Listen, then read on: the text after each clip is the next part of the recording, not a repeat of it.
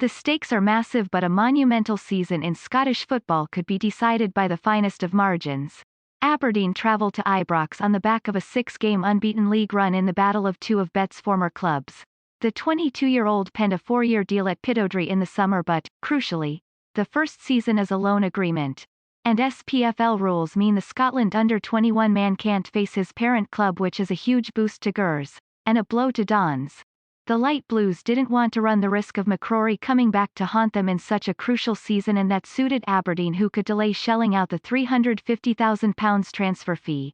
So while McCrorie can harm their rivals, he played a part in Aberdeen's 3-3 draw against Celtic last month. He won't be able to do the same to Gers. And the same goes for Jamie Murphy, who is on a similar deal at Hibs and faces the Hoops at Easter Road on Saturday before Gers host Aberdeen 24 hours later. Flop former Gers boss Pedro Caixinha claimed McCrorie would go on to become one of the best central defenders in the history of Scottish football. McInnes had no hesitation in snapping him when it became clear he would be allowed to leave, and called him a Rolls-Royce of a player following an impressive start to his career in the Northeast. That is why his absence will be felt on Sunday, but it eliminates the prospect of him inflicting any damage on Gers' title hopes in a huge campaign. McCrorie didn't move to the Northeast until after Gerrard's men won at Pittodrie on the opening Scottish Premiership weekend, and Bett believes he will be a big miss. The 60-year-old said, "As a former midfielder myself, I've been really impressed with Ross McCrorie. Derek's obviously known about him for a while and he's settled in really well and impressed. It's disappointing for Derek that he won't be able to play Ross because he probably had a team in the back of his mind, but he's got a strong squad and has players who can come in and cover. But I can understand why Rangers would want the deal to have been structured like this, because this is such a massive season and you don't want to leave anything to chance.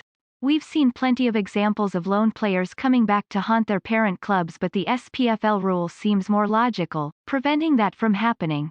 I'm actually a bit surprised Rangers let him go in the first place.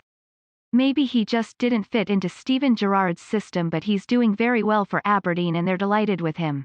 He's versatile but probably most effective in the middle of the park, and Rangers, while maybe believing he wasn't good enough to force his way into their team, know all about his quality. But Derek has done really well at the moment and he'll adjust his team accordingly in the absence of Ross, and at least he'll have him available for Rangers games next season when the deal is permanent. Bett, who lives in Iceland, spent 3 years at Ibrox as a youngster, but it's for his near decade spent at Pittodrie that he is best remembered, although has fond memories of both clubs. And he is delighted to see both make strong starts to the season, with Rangers enjoying a 9-point gap at the top and a 12-point lead over the Dons, who have 2 games in hand. Bett said, "Derek's built a strong squad and he has brought some pace in the team on the flanks, which has been good because they were needing that. Ryan Hedges, Niall McGinn and Johnny Hayes are all good in the wide areas and it makes such a difference, and all the good Aberdeen sides had good pace. It's good to see them doing so well at the moment, but Rangers are getting stronger. I've watched a lot of their European games and confidence must be super high at the moment. They're obviously desperate to win the league this season with the whole 10 in a row thing, but this fixture has always been special over the years and this one is lining up to be a cracker. Aberdeen are better to watch and I don't think they have to sit back against the old firm now and try and hit on the break. They can just go out and have a go, and that's the best way to go about it. I know the Aberdeen players look forward to this fixture, but usually it's because there's a massive crowd which spurs you on, and while that won't be the case this season, one don't think it will matter too much. I'll be tuning into the game without doubt and hope Aberdeen have a go.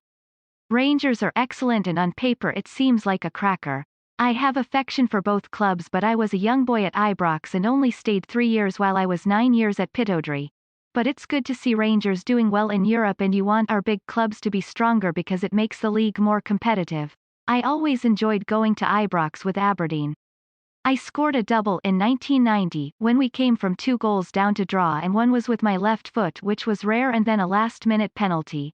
It's a special game, and we also went down to Ibrox and won 3-0 once when I scored a free kick.